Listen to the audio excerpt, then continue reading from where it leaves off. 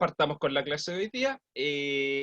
Bueno, ahora que ya tenemos todos estos conceptos, vamos a, entre comillas, desviarnos un poco, ¿sí? Vamos a hablar hoy día de integrales de superficie e integrales de flujo, ¿sí? Para ello, necesitamos primero manejar bien cuál es el concepto de una superficie en R3. ¿Sí? Vamos a hablar de lo que son las superficies en R3, lo que son los diferenciales de área también. Y después de eso vamos a ver cómo esto se va a aplicar ya para integrar funciones que son vector valuadas, o sea, integrar campos vectoriales sobre una superficie. ¿Sí? Que eso ya podría parecer un poco raro porque uno está acostumbrado a trabajar funciones, a integrar funciones que son a valores reales.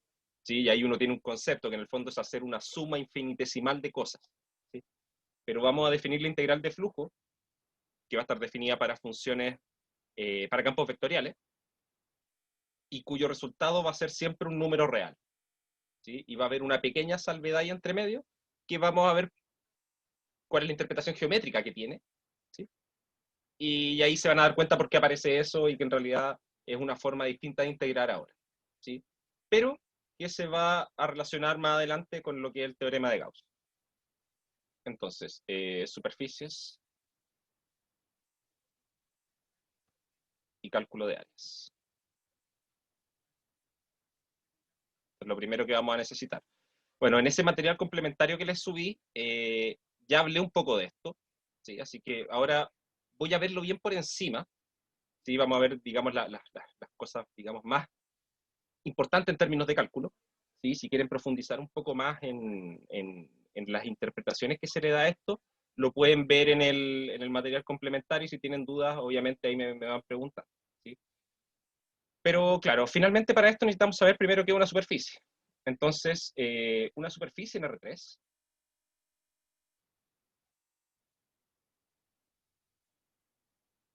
una superficie en R3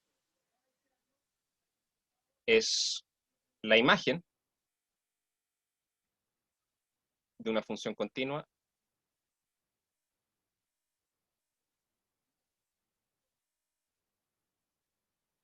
que la vamos a llamar phi, voy a seguir la notación del apunte, que va a estar definida sobre un conjunto de R2 a valores en R3. ¿Sí? Eh, eso, es, eso, es, eso es la definición de una superficie. Es la imagen de una función que va de R2 a R3. ¿Sí? ¿Cómo puedo entender esto yo? Fíjense, por ejemplo, que cuando yo tengo, cuando estoy en el contexto de álgebra lineal, por ejemplo, y se habla de las ecuaciones vectoriales de recta y de planos, por ejemplo. ¿Sí? Para un plano, lo que hacemos es tomar un vector posición, dos vectores directores, ¿sí? Y decir que el plano son aquellos puntos que son de la forma b igual a vector posición más t por un vector director 1 más s por un vector director 2. ¿Sí? Así se definía un plano. Es un plano en R3 cuando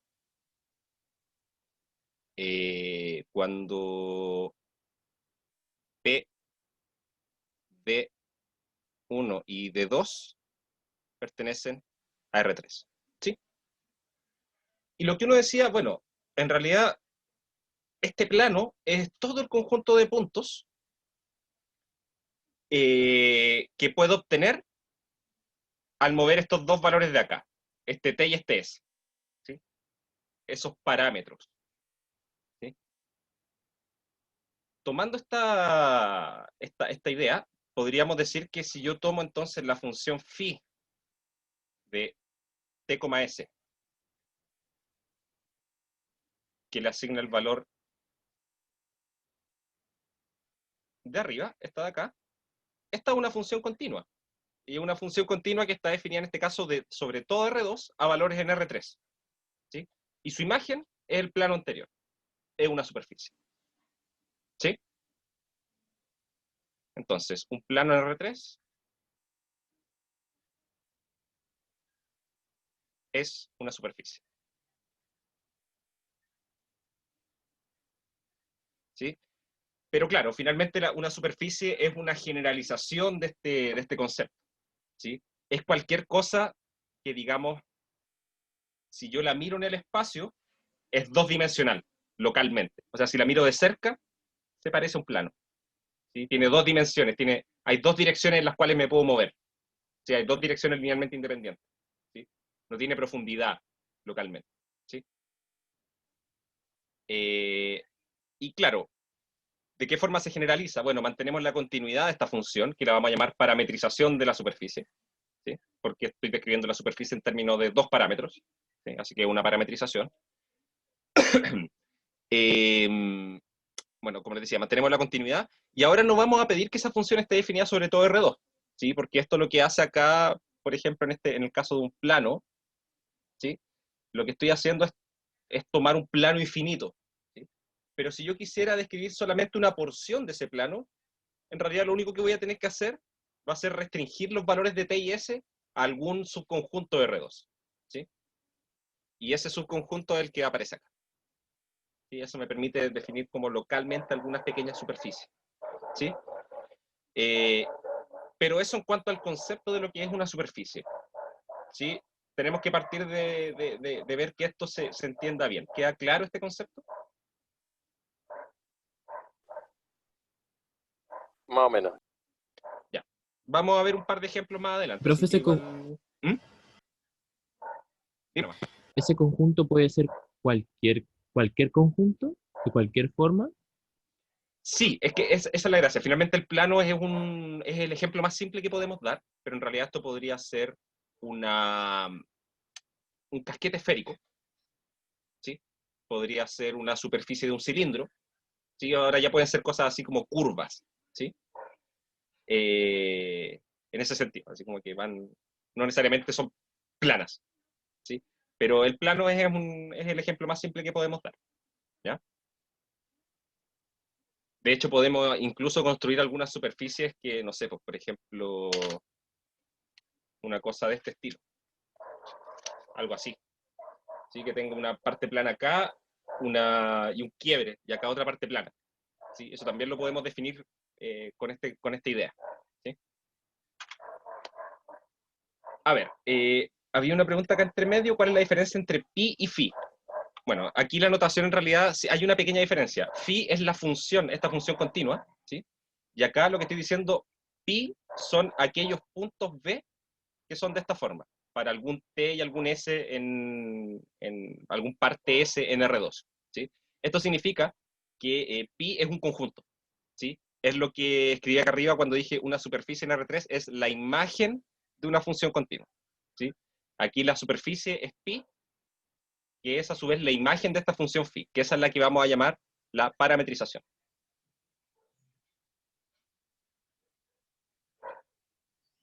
¿Sí? Si vieron el material de curvas que se puso al principio del semestre, es más, o sea, se puede ver esa pequeña distinción, porque la mencionaba también para el asunto de las curvas. En las curvas se hace la misma distinción, ¿sí? Uno habla de que la curva es la imagen de una función continua, y eso típicamente se le escribe como gamma grande, gamma mayúscula, y con una gamma minúscula se escribe la función, la parametrización que entrega la curva, ¿sí? Son cosas que al final terminan siendo, entre comillas, equivalentes, o sea, la una no existe sin la otra, ¿sí? Pero, pero en términos, digamos, geométricos o analíticos son distintos, porque uno es un objeto geométrico en el espacio, ¿sí? La superficie en sí, y la otra es la forma analítica de describir esa superficie, ¿sí? Ok, entonces, vamos a considerar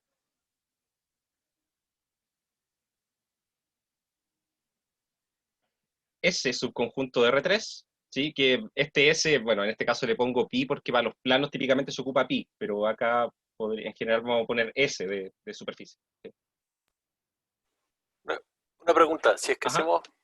hacemos el paralelo entre las curvas y Ujú. ahora las superficies, entonces el equivalente como lo que es la función a la curva, digamos, como la función clásica de f de x igual a y, como Ujú. una curva simple, el equivalente aquí sería f de x, y igual a un z, ¿cierto? Claro, Una función de R2 a R1 es o sea, si la ves en un sí, gráfico como clásico, sí, se puede ver como una superficie parametrizada. exacto. Exacto, pero eso En ese caso, dos de los es válido parámetros serían, no para todas, eso no es válido para todas las superficies, ¿sí? Porque, no, por solamente, ejemplo, igual que todas las curvas no son funciones. exacto, exacto, ¿sí? Pero claro, finalmente una función continua de R2 a R, ¿sí? En el fondo yo la puedo graficar en tres dimensiones, eso sí define una superficie, ¿sí? Pero Perfecto, no es ya la sí. parametrización de la superficie lo que me No, no, aparece esa función de la ahí. parametrización es de R2 a R3. Y en Claro, ese caso, los primeros dos direcciones serían X e Y claro. Y directamente, la ¿cierto? tercera es el valor que te da la otra función que tú tienes evaluada en X e Y. Perfecto, perfecto, Sí, perfecto. eso. Ya. Entonces vamos a considerar de aquí en adelante ese subconjunto de R3, una superficie simple, sí, que esto es lo mismo que del material complementario de curvas, sí, que lo voy a explicar igual de nuevo, simple y suave, con parametrización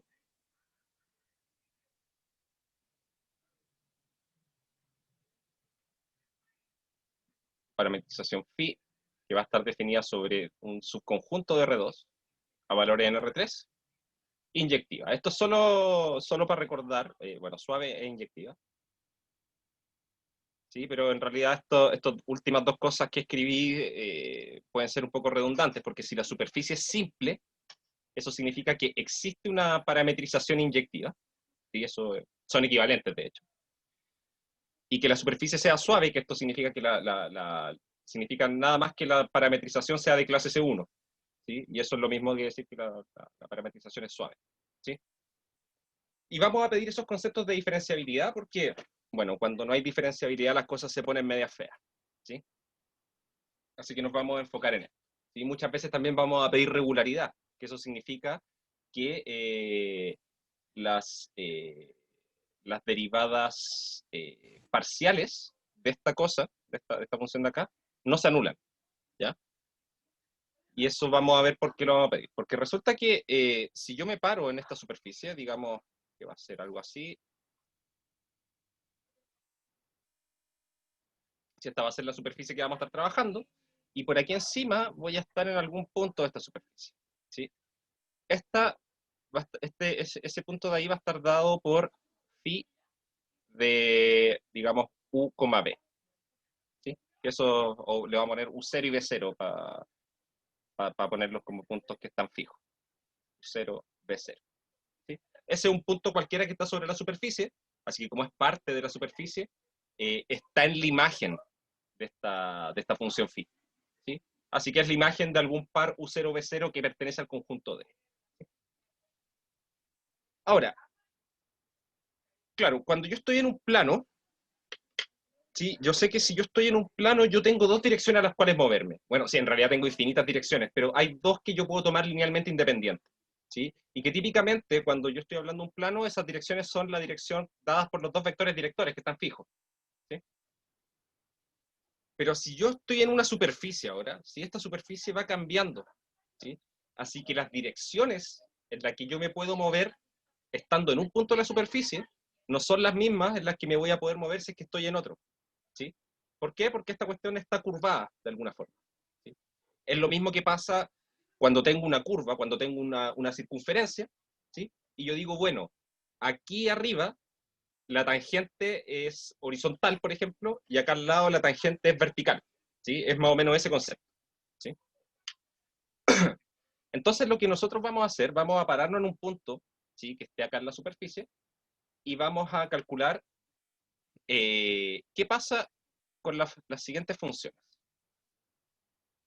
Vamos a ver qué pasa con la función en la cual dejo fijo U0 y muevo B, y la función que puedo mover U, pero dejo fijo B0. ¿Sí? En el fondo voy a ver lo que podemos llamar como las trazas de esta función. ¿Sí? Ver qué pasa si fijo una de las coordenadas y muevo la otra. Eso, claramente, si fijo el U0, por ejemplo, y voy moviendo el B, que está acá, lo que va a hacer, me va a entregar distintos puntos que también están sobre la superficie. ¿Sí? Y va a ser algo, se va a ver algo como así. ¿Sí? Se va a formar acá una curva que está de alguna forma contenida sobre la superficie. ¿Sí? Y lo mismo va a pasar acá. Resulta que si yo tomo este phi y muevo el u, pero dejo fijo el b0, se va a formar otra curva acá, que también va a estar contenida sobre la superficie. ¿Sí? Y esas dos curvas que se forman se van a intersectar en este punto. ¿Sí? Porque de hecho son puntos comunes en la imagen. ¿Sí? De estas dos funciones que definí. ¿Sí? Bueno, ¿eso por qué pasa? Porque en realidad estas dos funciones son funciones que están definidas desde R a R3, ¿sí? Porque estoy fijando una de las variables y estoy moviendo la otra, ¿sí? Entonces me quedan funciones que son de R a R3. Eso me define curvas, ¿sí? Y son estas curvas que están acá, ¿sí? Y claro, como estas funciones son continuas, en realidad me quedan curvas continuas como tiene que ser, ¿sí? Y además van a ser diferenciables, va a ser suave, regular, va a tener todas esas propiedades, ¿sí? Bueno, resulta que estas curvas nos van a dar una propiedad importante, ¿sí? Resulta que para cada una de esas curvas, yo puedo calcular acá un vector tangente a la curva en ese punto, y acá también voy a poder calcular un vector tangente a la otra curva en ese punto, ¿sí? Y esto lo voy a llamar tangente en la dirección B, ¿sí? Porque la curva azul es cuando muevo la coordenada B, y la otra va a ser tangente en la dirección U, ¿sí? Por la misma razón, ¿sí? En la curva verde estoy moviendo la variable U. ¿Cómo se definen esos vectores de ahí? Va a ser de la misma forma en que definimos en el fondo, los vectores unitarios cuando estamos trabajando con sistemas de coordenadas. Fíjense que ahora como que la única gran diferencia entre un sistema de coordenadas y una superficie así es que ahora en vez de ser una función de R3 o de un subconjunto de R3 en R3, ahora es un subconjunto de R2 en R3. ¿Sí? Entonces igual puedo hacer más o menos los mismos tratamientos. Entonces vamos a tener este vector tangente que no va a hacer nada más que derivar esta función phi con respecto a u y dividirlo por la norma de la derivada de phi con respecto a u. Puntito, ese punto de ahí es donde está el punto que está dado por los parámetros u0 y b0. ¿Sí? Entonces, claro, esta curva, a medida que yo voy moviendo b, la primera, la azulita, ¿sí? A medida que voy moviendo b, en algún momento b va a valer lo mismo que b0. ¿Sí? Así que caigo en ese punto rojo. ¿Sí? Y esta otra, cuando voy moviendo el u, en algún momento u va a valer u0, así que voy a caer también en el punto rojo. Y ahí es donde se intersectan esas dos curvas. ¿Sí? Y puedo definir esta otra tangente de la misma forma, de phi a de b, partido en la norma de phi a de b. ¿Sí? Eso nos da las direcciones tangentes. ¿Sí? Direcciones tangentes, digamos, a esas dos curvas que están ahí.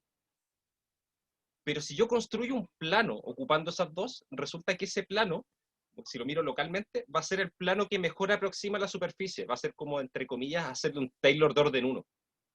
¿Sí? Si yo tomo aquel plano que tiene como vector posición este punto, el punto rojo, y cuyos vectores directores son estos dos tangentes, lo que me queda es un plano que es tangente ahí a la superficie. ¿Sí? Y el que más se aproxima. Es como la forma dos-dimensional de encontrar la recta tangente a una curva. ¿Sí? Ahora, Eh, pregunta, ¿Sí? porque estos vectores no tienen por qué ser ortogonales, digamos, eso es solo para el dibujo. Exacto, solo para el dibujo. No tienen por qué ser ortogonales en principio. A ver, acá dice, el puntito es la que no está fija. ¿Cuál? Ah, puntito acá abajo. Ah, sí, sí, sí, sí, sí. El puntito acá abajo es la coordenada que voy moviendo. Sí, eso. Y y me refiero aquí U0 de 0, ¿dónde es tangente la curva generada con U0? Claro, claro, en el fondo yo lo que hago acá, curva verde, ¿sí? Esta se genera cuando tomo la parametrización, ¿sí?, de la superficie, fijé B0 y muevo el valor de U. Eso me forma una curva, ¿sí? Y claro, esa curva pasa por el punto rojo que tomé, el que tiene estas coordenadas de acá, ¿sí? Y yo le puedo calcular un tangente, y esa tangente es tangente a la curva, ¿sí? Y después hago lo mismo con la otra curva y me aparecen dos vectores tangentes que son a esas curvas, a esas dos curvas, pero que se intersectan esas dos curvas justo en el punto U0, el que está dado por U0 y B0, ¿sí? Entonces, el plano que se me genera con vector posición igual a esto, al phi de U0, B0, y con vectores directores dados por estas dos tangentes de acá, estos dos vectores tangentes, es un plano que es tangente a la superficie, ¿sí? Y que, es tangente. Sí, no tengo mucho más que decir. O sea, si yo tengo esta superficie, como un cilindro, ¿sí? Entonces, en el fondo lo único que estoy haciendo es describir la forma matemática de tomar un plano, ¿sí?, y ponerlo de manera tangente en un punto, ¿sí? Es el que mejor aproxima, ¿sí? Esa es más o menos la idea, ¿sí? Al menos localmente, ¿sí? Esto, de cierta forma, es como hacer una aproximación de Taylor de orden 1 de la superficie en torno a ese punto. Sí, Ok. ¿Queda claro ese concepto? yo diría que sí. ¿Sí? Profe, ese Sí, sí, plano sí. tangente Ujú. es generado a partir de los dos, del T sub U y del T sub B, ¿verdad? Claro. El tangente a cada curva. Es tangente, es que cada uno de esos vectores es tangente a las curvas, ¿sí?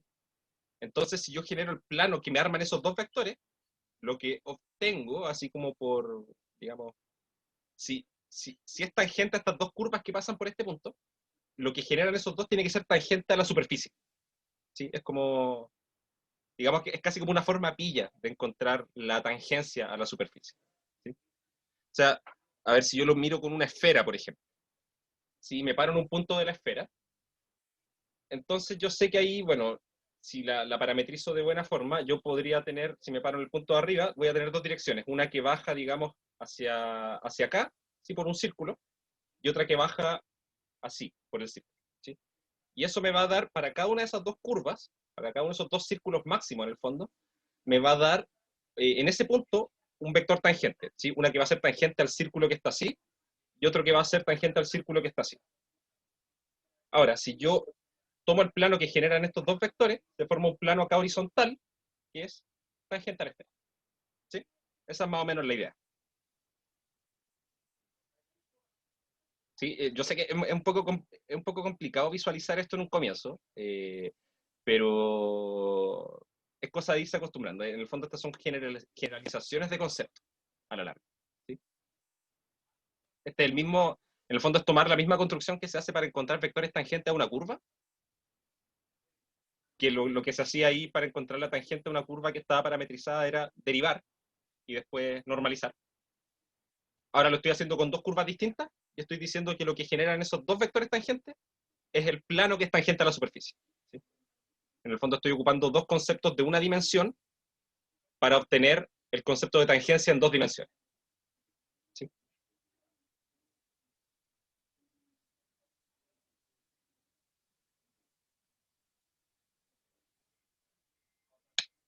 Ya, entonces, voy a hablar de un par de cositas más antes de que hagamos una pequeña pausa. Eh, Aquí lo importante es que si recordando cosas de álgebra lineal de nuevo, ¿sí?, cada vez que yo tengo un plano, ¿sí?, aquí yo ya estoy hablando de un plano tangente a la superficie, ¿cierto?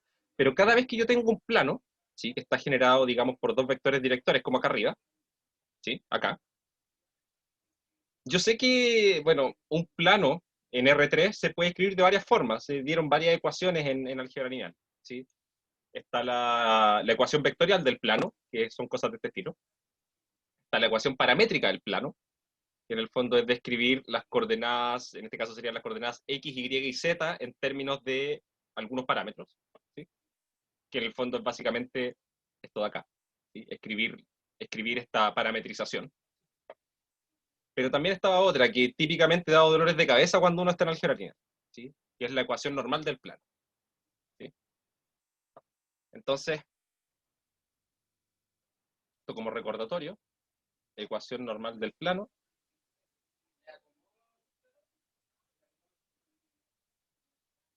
Un plano está descrito como todos aquellos puntos, en general de Rn, pero en este caso de R3, tales que, bueno, voy a anotarlo así, son los B en R3, tales que el producto punto de B menos el vector posición, voy a ocupar la notación que estamos ocupando nosotros ahora en el curso, en producto punto con el vector normal da 0,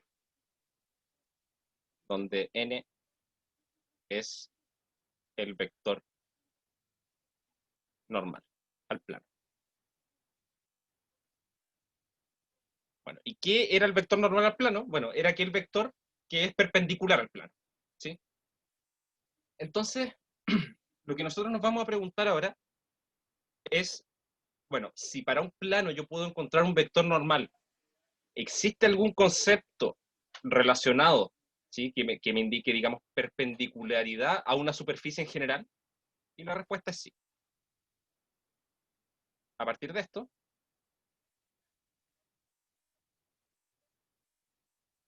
se define el campo de normales de una superficie,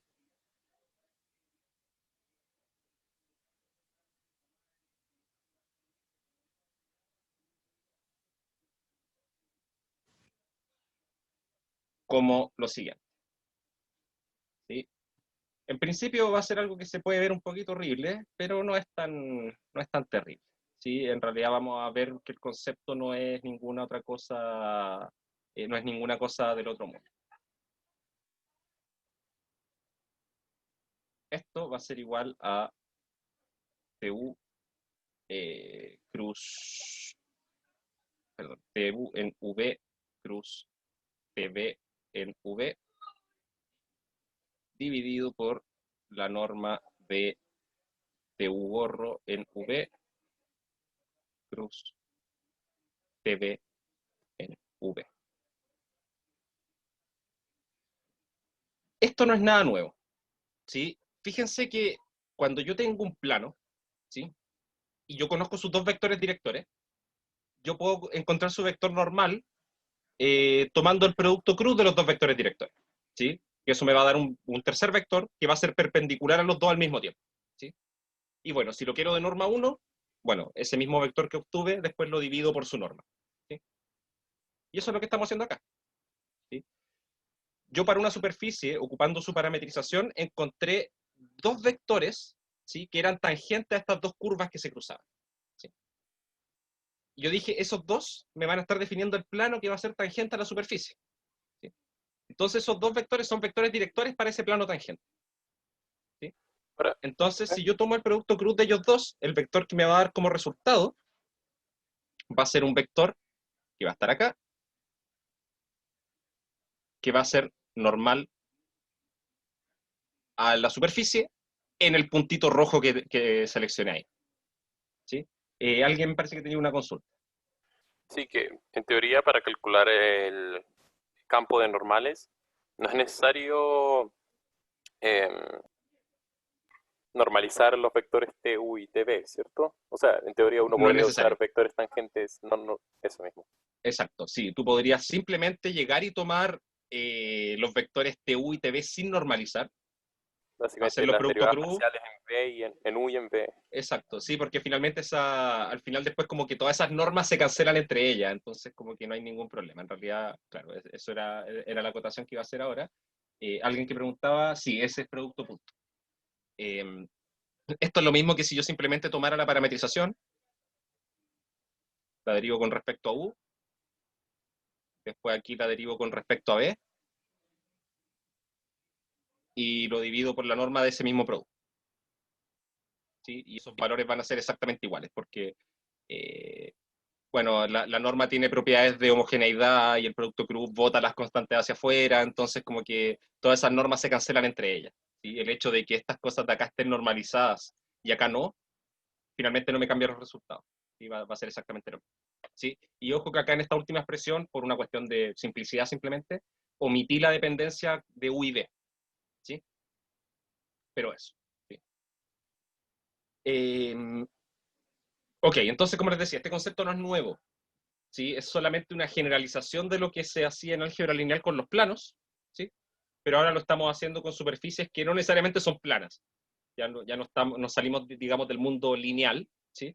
Y nos vamos al mundo no lineal, ¿sí? Y ahora estamos con superficies que están curvadas de alguna forma, pero que igual bajo ciertas condiciones, ¿sí? Que estas condiciones ya las mencionamos, dijimos que es superficie simple, suave y regular, ¿sí? Que eso significa que tiene una parametrización que es inyectiva, ¿sí? O sea, no hay dos pares distintos de U y B que me den el mismo punto, ¿sí? En el fondo la superficie no se cierra sobre sí misma de alguna forma extraña. Es suave, que es de clase C1, y es regular, que además de ser de clase C1, sus derivadas parciales no son nunca cero, ¿sí? No son nunca el vector nulo, ¿sí? Entonces eso permite que en realidad estas cosas no estén dando cosas, no den cositas que son, digamos, que tenga sentido hacerlas, ¿sí? Eso de hecho va a ayudar a que este vector, este producto cruz nunca va a ser cero, o sea, estas dos direcciones nunca van a ser paralelas, ¿sí? Entonces, nunca van a ser paralelas y ninguna de ellas dos nunca va a ser cero, así que en realidad esto queda bien definido, ¿sí? Ahora, así como por ejemplo con el caso de las curvas, el vector tangente que aparece para una curva depende de la parametrización, ¿sí? En el sentido de que después de normalizar, ese vector puede estar apuntando hacia un lado o hacia el otro, dependiendo de en qué sentido yo estoy recorriendo una curva, ¿sí? Acá pasa lo mismo, ¿sí? Dependiendo de cómo esté hecha mi parametrización, eso podría hacer que el sentido en que apuntan estos vectores tangentes cambie, ¿sí? Pero eso va a hacer que, lo único que va a hacer es que este vector normal va a seguir estando siempre en la misma dirección, solo va a cambiar su sentido. O sea, para una parametrización puede apuntar hacia un lado y para la otra puede apuntar hacia el otro, ¿sí? Lo que si lo piensan no es tan raro, porque una superficie decente, así como la que tiene estas propiedades que estamos hablando, simple, regular, suave, tiene dos lados, ¿sí? O sea, si yo me imagino que esta hojita de acá no tiene espesor, yo sé que esto tiene dos lados. Entonces yo puedo decir que su vector que es perpendicular puede ser hacia acá arriba o puede ser hacia abajo, ¿sí? Da lo mismo, ¿sí? Eso se puede hacer, ¿sí? Ahora, hay superficies más extrañas en las cuales eso puede dar problemas, que son las que se llaman superficies no orientables, que las vamos a mencionar más adelante, y que el ejemplo típico es la banda de Möbius. A ver, déjenme, no sé si alguien lo ubica.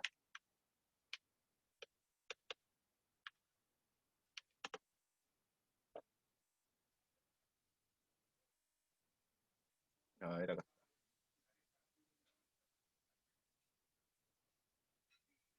Esta cosa, ¿sí? Esto tiene la particularidad que se construye súper fácil, es una tirita de papel, ¿sí? A la cual le voy a hacer, acá en un lado le voy a hacer un giro, y después la voy a cerrar sobre sí misma, ¿sí? Y eso hace que, en el fondo, lo que hago, cuando hago el pegado, en el fondo dejo la parte de, lo que era originalmente la parte de arriba, la dejo pegada con la parte de abajo, ¿sí? Entonces, esta cuestión lo que hace es que tiene un solo lado, y una figura plana. Entonces eso es como raro, ¿sí? Como raro que una figura plana tenga un solo lado, ¿sí? Y eso que hace que si voy calculando, teniendo una parametrización de esto, voy calculando su campo de normales, en un punto va a estar apuntando hacia arriba, y voy a dar la vuelta siguiendo el campo de normales que va a ser continuo, y después cuando vuelva a llegar a ese punto, va a estar apuntando hacia abajo. Entonces eso no tiene sentido. porque estoy diciendo que en un punto el, el vector normal apunta para los dos lados al mismo tiempo. ¿Sí? Eso no es raro, y no es el vector nulo, entonces ahí es algo raro, y eso es lo que se llama las superficies no orientables, porque yo no puedo determinar de manera simple cuál es un lado y cuál es el otro. Bueno, no se puede determinar, porque no tiene dos lados, tiene uno solo. ¿Sí? Y es lo mismo que pasa, o sea, al contrario de lo que pasa, por ejemplo, con no sé, con una esfera, digamos, un conito con forma. ¿Sí? Ahí yo sé que, claro, yo lo miro por fuera, ya, ese es un lado, y después lo miro por dentro y ese es el otro. Y ahí tengo los dos lados. Y esa superficie es una superficie orientable, porque puedo determinar que tiene dos lados. Y matemáticamente eso significa que si yo su campo de normales va a estar bien definido. ¿Sí? Las normales no van a ser inconsistentes, digamos. Ok, son las 3:20. Vamos a hacer una pausa hasta las 3:30 y seguimos después de 3:30 a 4. Ya, yo sé que esta parte de acá, sobre todo esta parte de las definiciones es bien densa, pero vamos a ver que en realidad este concepto de acá, sobre todo, va a ser el que más vamos a ocupar. ¿Sí? Este campo de normales definido de esta manera va a ser lo que más vamos a ocupar, y aparece también esta otra partecita de acá abajo, que la vimos en el material complementario, ¿sí? Que tiene que ver con el diferencial de área. ¿Ya? Así que, ojo con eso, les voy a dejar esta partecita ahí para que ojalá puedan digerir esto. ¿Sí? Es difícil digerirlo rápido, pero yo creo que después de un par de lecturas y los ejemplos que vamos a ver, va a quedar un poco más claro. ¿Ya? Vamos a seguir a las 3:30. Sigamos entonces. Resulta que ahora ya tenemos para una superficie, ya tenemos varios conceptos, ¿sí? Tenemos la superficie en sí como objeto geométrico, ¿sí? Que en el fondo es como si yo tuviera una especie de plano en R3 y lo distorsiono de alguna forma, ¿sí? Me forma un, un manto, por decirlo de cierta forma. Bajo ciertas condiciones que tienen que ver con las propiedades que tiene la parametrización de esa superficie, ¿sí? Que vamos a pedir que sea de clase C1, que las derivadas parciales no se anulen, que, eh, que sea una parametrización inyectiva, podemos definir estos vectores tangentes que se forman en un punto dado sobre la superficie, ¿sí? Y por otra parte, y que eso dependen, ¿sí? Obviamente van a depender del punto donde yo esté parado en la superficie, ¿sí? Porque así se comporta la superficie va cambiando su orientación, digamos, de cierta forma. Pero a partir de ellos, ¿sí? Yo puedo tomar esos dos tangentes y puedo definir un vector normal, y eso en el fondo me está dando una orientación sobre el plano. ¿Sí? Ok, en el fondo me está diciendo, este es un lado de la superficie, y bueno, para donde no están apuntando las normales, ese es el otro lado, ¿sí? Ahora, como les decía, hay superficies en las cuales eso no es cierto, ¿sí? Como la banda de Möbius, por ejemplo. Eh, pero eso es importante saberlo, simplemente, que existen superficies no orientables, ¿sí? En el transcurso del curso nosotros vamos a trabajar con superficies orientables, ¿sí? Así que no hay que complicarse mucho con eso. Ok, entonces ahora, en la media hora que queda, vamos a hablar ya de cosas de cálculo, ¿sí? Calcular áreas de superficie y calcular integrales de flujo. ¿Sí? Que vamos a ocupar todos estos conceptos que teníamos acá. Entonces aquí voy a hacer una pequeña referencia al material complementario que les publiqué. ¿Sí? Recordemos que para un paralelogramo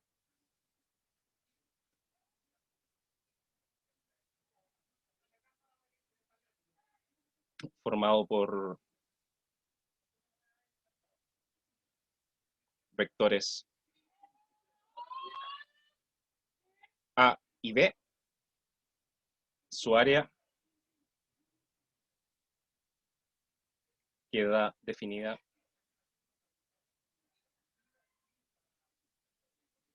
por A igual a la norma de A cruz B. ¿Sí? Aquí el concepto es el siguiente, o sea, yo tengo mi vector A, tengo mi vector B, y en el fondo después yo copio el vector B acá de forma paralela, y el vector A también acá de forma paralela, ¿sí? Y esta área que se forma acá es la que está dada por esa expresión de allá, ¿sí? Suponiendo acá que tengo el origen, ¿sí? Eso nos permitía a nosotros, ¿sí? Pensando ya en una superficie que está parametrizada, decir que el diferencial de área para una superficie que está parametrizada no termina siendo nada más que de phi a de u cruz de phi a de b en norma multiplicado por du y db. ¿Sí? Esto se hace con un pequeño un poquito de justificación así ocupando diferenciales. O sea, tomo un punto que está dado por, digamos, por los parámetros u0, b0, ¿sí? Que en el fondo sería este punto que está acá. Y después defino, bueno, ¿qué pasa con la función phi, pero ahora evaluada en u0 más un delta u, coma b0? Y eso nos va a dar un punto acá. Y después, ¿qué pasa con phi evaluado en u0, b0 más un delta b, que va a estar acá? ¿Sí? Y bueno, y ahí calculo el área, y finalmente después como que divido y multiplico por delta u y delta b, y lo que nos queda acá va a ser la expresión que en el límite corresponde a la derivada parcial con respecto a u.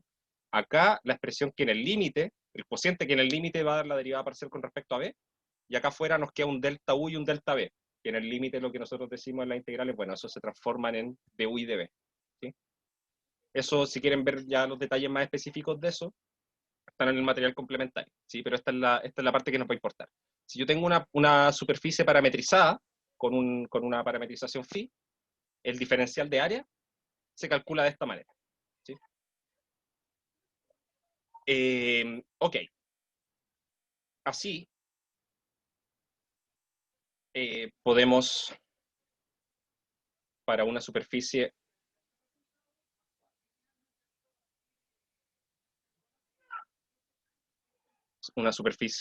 suave, regular y simple,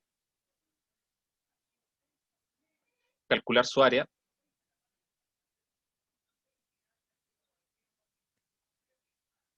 mediante sumas de Riemann.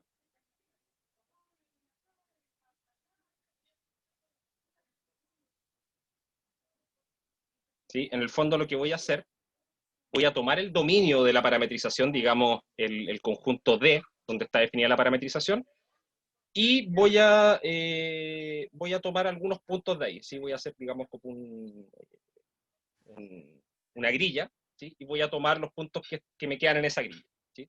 Y para cada uno de ellos voy a construir de esta manera, usando este delta U y este delta B, voy a construir estos paralelogramos de esta manera, ¿sí? Y la suma de las áreas de esos paralelogramos termina siendo parecida al área de la superficie. Así que es lo mismo que uno hace con una curva, ¿sí? Uno lo que hace es tomar el dominio de, si tengo el gráfico de una curva, yo tomo el dominio acá abajo, lo divido en partes, ¿sí? Que las voy a dejar de tamaño delta x, ¿sí?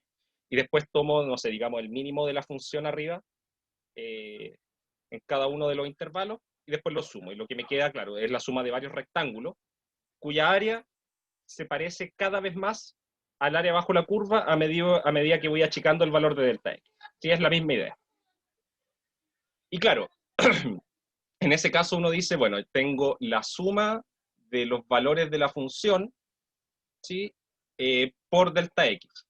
¿Sí? Y eso es lo que voy sumando desde 1 hasta n. Y después hago n tender a infinito, y esta cosa lo que uno dice, bueno, la función evaluada en estos puntos tiende a la función evaluada en un x cualquiera, y el delta x converge a dx, ¿sí? Y la suma se convierte en una integral, hacia grandes rasgos. Acá es lo mismo, ¿sí? Entonces el área de una superficie S va a ser la doble integral sobre el dominio de la parametrización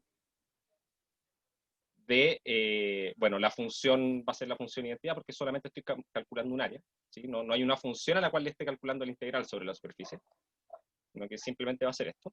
Y acá nos va a quedar bueno, por definición esto es igual a esto por el diferencial de área, ¿sí? O digamos, es la integral sobre la superficie del diferencial de área, ¿sí? Eso es el área, ¿sí? En un concepto general. Y esto termina siendo la doble integral sobre el dominio D de el producto cruz de las derivadas de la parametrización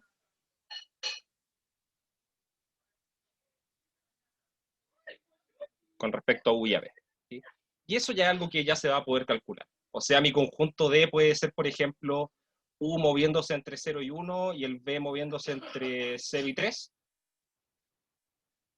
Esto de acá me va a dar una expresión que va a estar en términos de U y de B, y la tengo que integrar con respecto a U y a B. Y eso es una integral doble que ya deben saber calcular, ¿sí? Es una integral que se calcula ocupando las cosas de cálculo en varias variables, ¿sí? No tienen ninguna particularidad. La única diferencia es que estamos definiendo acá bien lo que es un diferencial de área, ¿sí?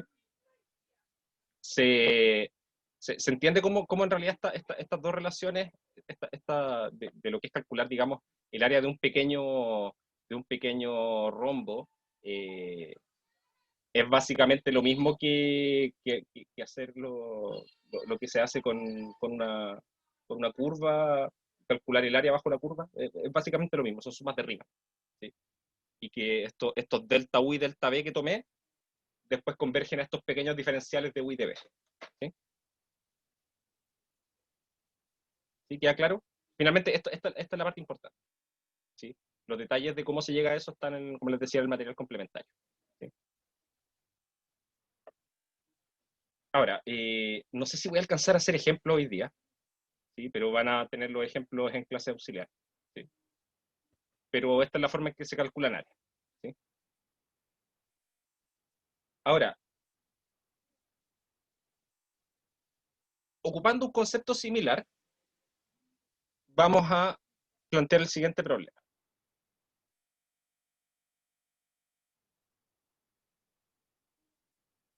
Supongamos que F es un caudal de algún fluido,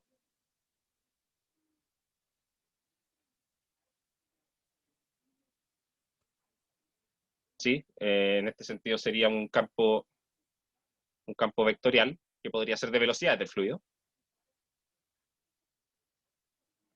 ¿sí? Eh,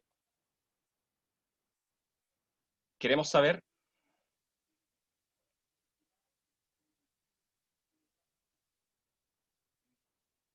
eh, a qué o cuánto fluye, cuánto flujo existe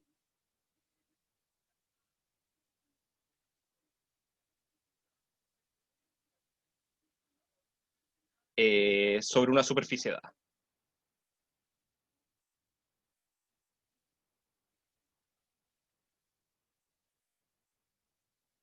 ¿Sí?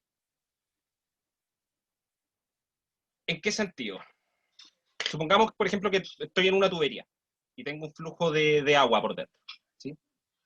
Y a mí me gustaría saber sobre el corte transversal de esa tubería. Le hago un corte transversal y quiero saber sobre esa superficie, ese circulito que me queda, cuánto está pasando, cuánta agua está pasando, ¿sí? Y ese corte no tiene por qué ser perpendicular, podría ser como en diagonal. Yo quiero saber cuánto está pasando por esa superficie, ¿sí? Y eso que hice ahí es importante, ¿sí? Porque la orientación de este corte, que en este caso ahí sería una elipse, eh, va a ser la superficie que vamos a tener que parametrizar, ¿sí? Y vamos a tener que conocer sus propiedades, ¿sí? Entonces, aquí lo que vamos a hacer es lo siguiente. Notemos que, a ver, miremos el problema localmente.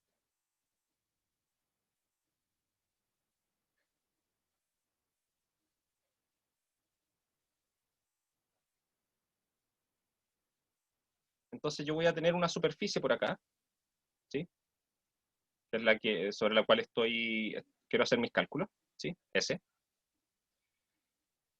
Y por aquí yo voy a tener un fluido que está avanzando, digamos, de forma horizontal, y bueno, después sigue hacia allá.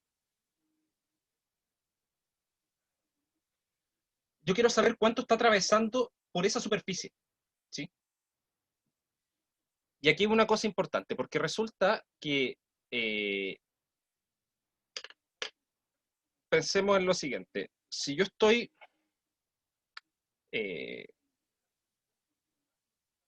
si yo pienso solamente en este disco, ¿sí? Donde quiero ver el flujo, y yo sé que mi flujo va horizontalmente, ¿sí?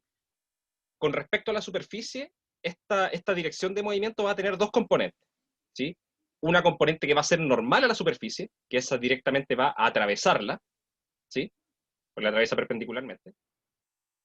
Y la otra componente que va a ser tangencial, ¿sí? Que va a ser una mezcla de las direcciones tangentes, ¿sí? Y esa lo único que hace es como, digamos, deslizarse sobre la superficie, no la atraviesa. ¿Sí se entiende ese concepto? En el fondo, en este movimiento, como no es directamente perpendicular contra la superficie, yo lo puedo descomponer en dos partes, una que de verdad va a atravesar, que es la componente normal a la superficie, ¿sí? Y otra componente que va a ser tangente a la misma superficie, entonces como que no hay un traspaso hacia el otro lado. ¿Sí se entiende? Sí, sí. Ya, entonces, voy a anotar eso acá abajo. Considerando esto,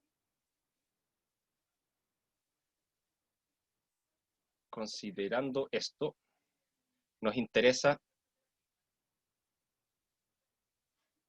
saber solamente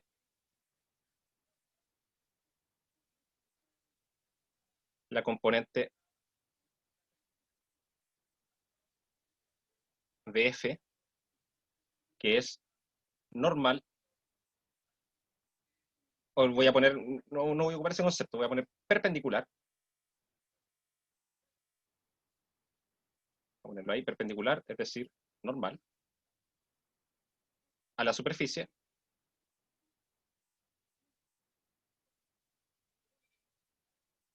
ya que es la componente del movimiento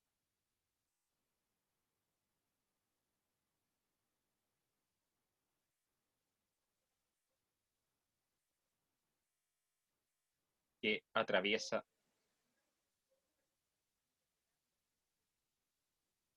ese. ¿Sí? Es como decir, por ejemplo, supongamos que yo tengo el problema, yo estoy parado en un disco que está rotando, ¿sí? Y estoy fijo ahí, a una cierta distancia del, perdón, a una cierta distancia del centro. Perdón. Entonces, si mi problema es saber qué tanto me estoy alejando del centro, entonces me interesa saber solamente mi componente del movimiento que estoy sufriendo, que estoy rotando en torno a o sea, sobre una rueda, ¿sí? Me interesa saber solamente la componente radial, ¿sí? Porque eso significaría que me estoy alejando del centro, ¿sí? Y si bien mi velocidad va a ser una velocidad distinta de cero, porque estoy rotando en torno al centro, la respuesta de cuánto me estoy alejando es cero, ¿sí? Porque me mantengo siempre a la misma distancia, ¿sí? Esta es más o menos la misma idea, ¿sí? ¿Y eso por qué pasa? Porque en realidad mi movimiento, si yo lo descompongo en las dos direcciones, en la dirección que me importa, que es la dirección radial, y en la dirección tangencial, que es donde está todo mi movimiento, lo único que sobrevive es la dirección tangencial, ¿sí? Entonces la respuesta al problema es que no me estoy alejando, ¿sí?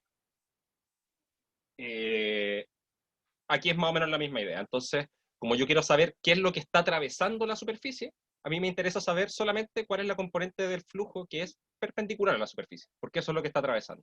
Las componentes tangenciales no atraviesan.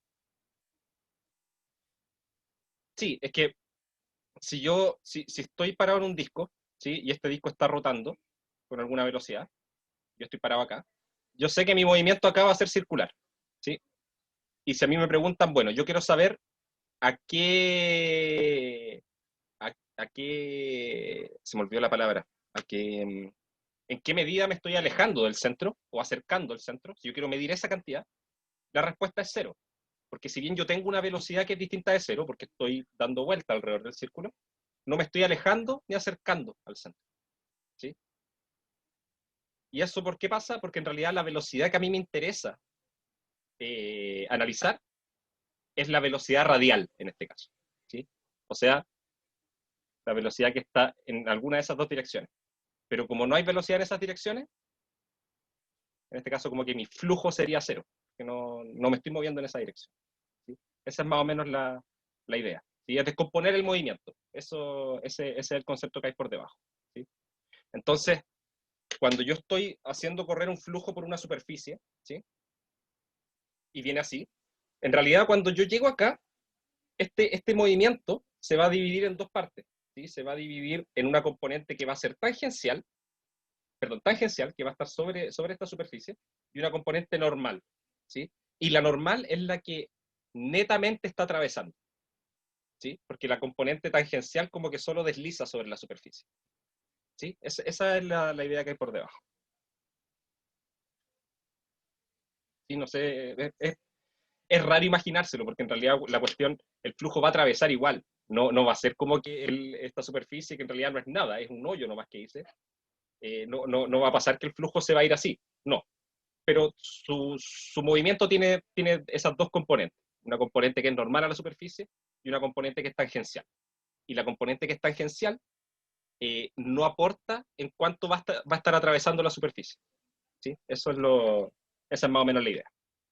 ¿Sí? Es como, por ejemplo, también, no sé, pues, en R2, si yo tiro una piedra así en diagonal hacia allá, y me preguntan, bueno, yo quiero saber solo el desplazamiento horizontal. ¿Sí? Entonces, claro, yo sé que esta cuestión va a ser una trayectoria así, y va a caer por acá, y si yo mido esa distancia que recorrió la piedra, va a ser más grande que lo que me preguntan a mí, porque es solamente el desplazamiento horizontal.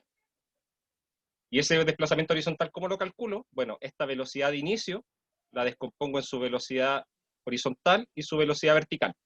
Y la velocidad vertical la olvido, porque esa no me sirve para el problema que estoy trabajando. Sería una buena, de hecho, analogía en ese mismo problema. Quizá si uno quiere medir la velocidad con la que choca o la fuerza con la que choca contra el suelo, Claro, entonces tú quieres ver como cuál es su velocidad vertical, porque esa es la que exacto, lo hace chocar. No te exacto, da lo mismo si se mueve perpendicular completo o si está moviéndose hacia un lado. Lo que lo hace exactamente. chocar es la que lo tira hacia abajo. Claro, la fuerza del choque es la que está asociada a la normal de la superficie, en esa dirección. Claro, es lo mismo también que pasa con un plano inclinado.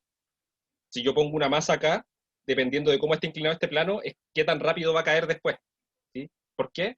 Porque ahí me va a interesar solo la componente del peso, pero que es, en este caso, tangente a la superficie. ¿Sí? Porque esa es la que produce el movimiento. La otra solamente genera una normal con respecto a la superficie. ¿Sí? Una fuerza normal. ¿Sí? ¿Se entienden esas analogías? Es finalmente todo en relación a eso. ¿Sí? Es ver qué componente del movimiento es la que me importa a mí. ¿Sí? Y en este caso, es la componente que está atravesando la superficie, que es la componente que es perpendicular a la superficie. ¿Sí?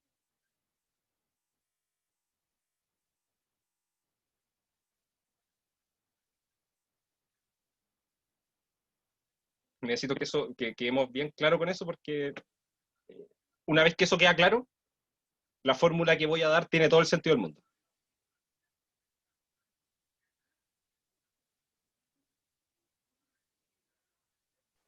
A mí me quedó claro. No. Ya, ya. ¿Qué dicen los demás? Sí, quedó claro. Ya. Bueno, entonces resulta que la componente normal de F a la superficie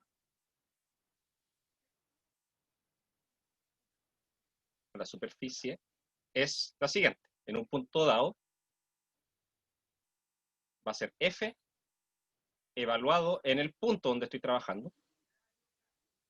¿Sí? Recuerden que F es un campo que recibe, es un campo vectorial, recibe como entrada tres componentes, tres coordenadas espaciales. ¿Sí? Y yo estoy trabajando con una parametrización. Entonces, para entregarle un punto de la superficie, lo que hago es entregarle la imagen de esta parametrización. ¿Sí? Y en ese punto, a mí me interesa solamente su componente que es normal a la superficie, la componente que es perpendicular. Entonces lo que voy a hacer es proyectar sobre esa dirección. Y para proyectar sobre esa dirección, hago producto punto con el vector normal. ¿Sí? Por eso era importante conocer el campo de normal. ¿Sí? Entonces, ¿cuál es el flujo total?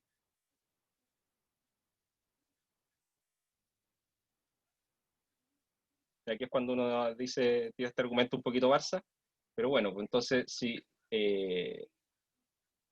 porque es para poder describir, para poder trabajar los puntos de la superficie.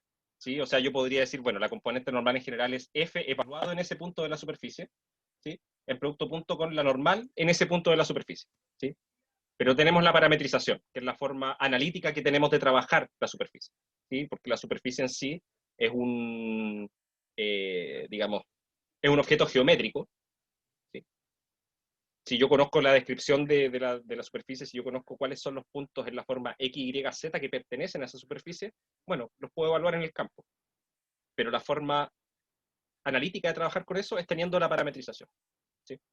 Yo sé que la parametrización, esta función de acá, esta phi, me entrega los puntos de la superficie.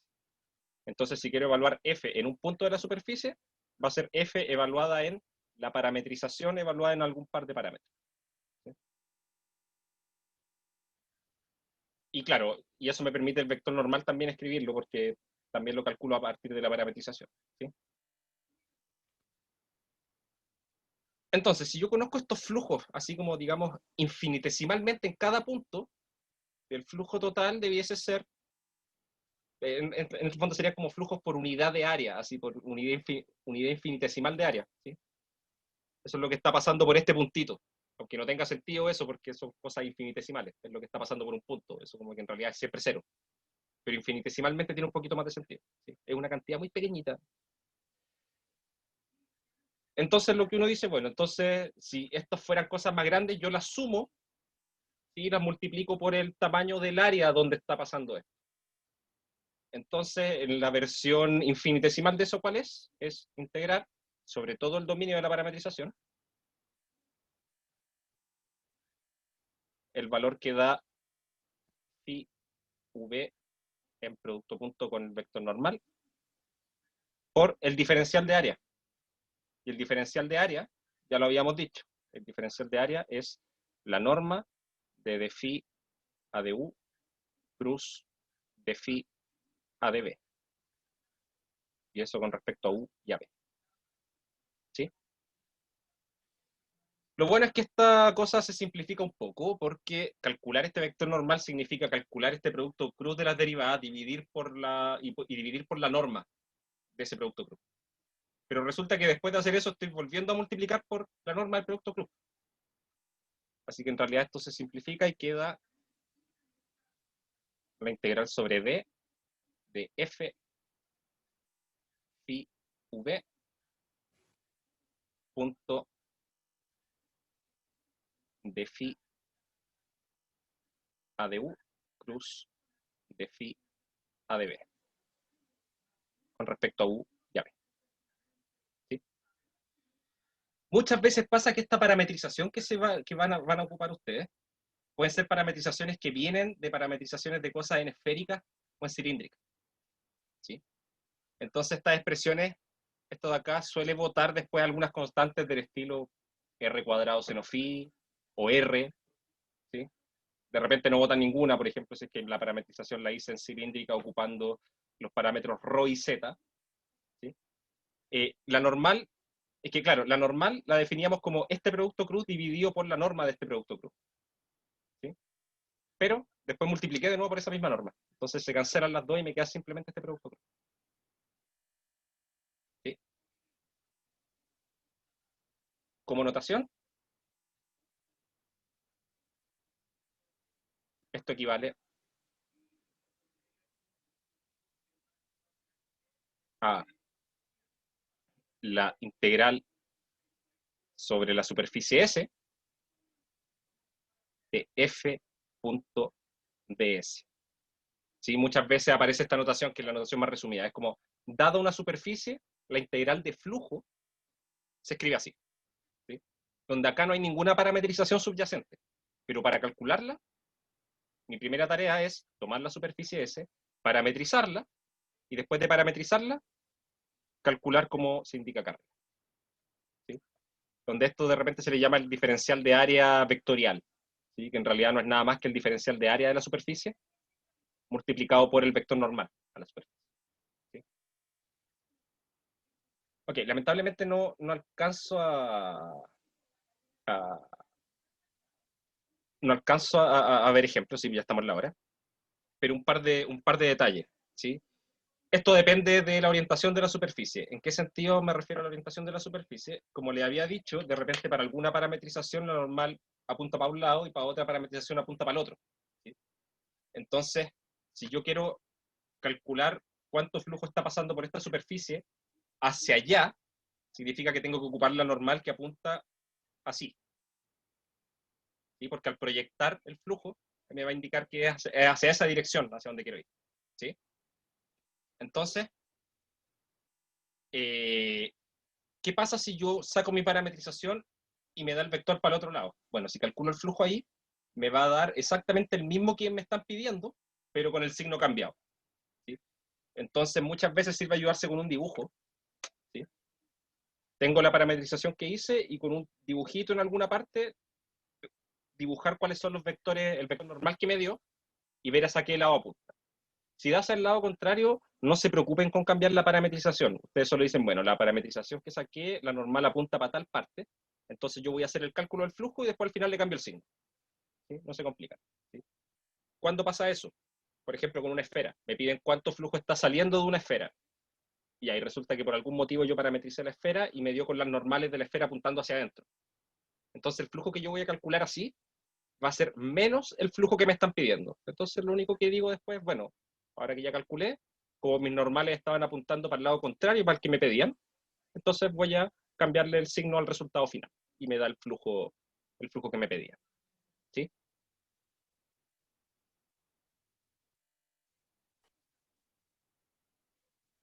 Ok, hasta aquí vamos a dejarlo, ¿sí? Esto va a ser lo que, hasta aquí se va a evaluar en el control. Bueno, en clase auxiliar van a ver ejemplos de esto, ¿sí? Ejemplos de cálculo, de hecho, ¿sí?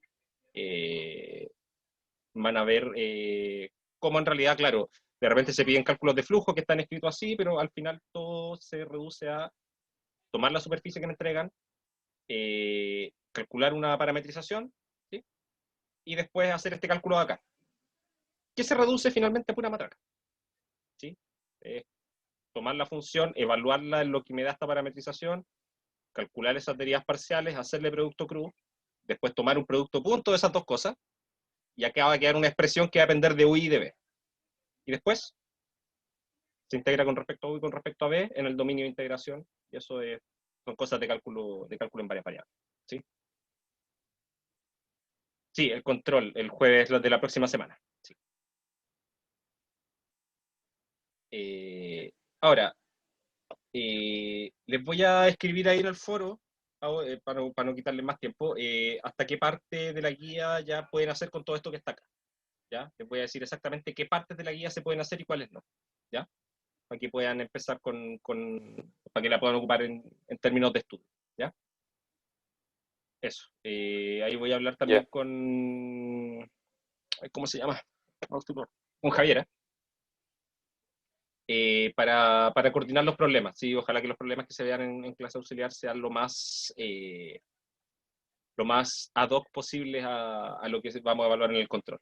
Sí, de hecho, ahora tengo que mandar un par de correos porque ya nos estamos poniendo de acuerdo con los profes de las otras secciones para decir, ok, hasta aquí avanzamos, hasta aquí se evalúa. ¿Ya? Pregunta, ¿qué Ujú. día de la semana es?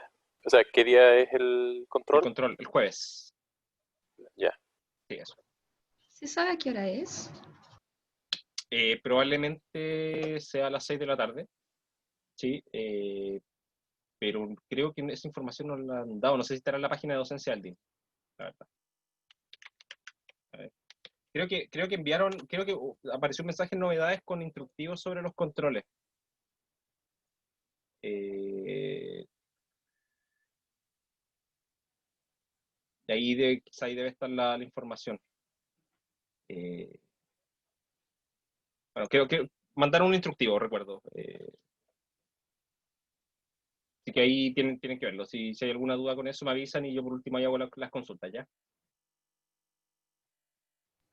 Ya, pues. Gracias, profe. Ok, Gracias, profe. que estén bien. Ahí nos estamos comunicando el día lunes, ¿ya? Que tengan un buen fin de semana. Chao, chao. Chao, Profe, profe. que esté Gracias. bien. Gracias. Chao, gracias. Chao, cuídense. Chao, chao.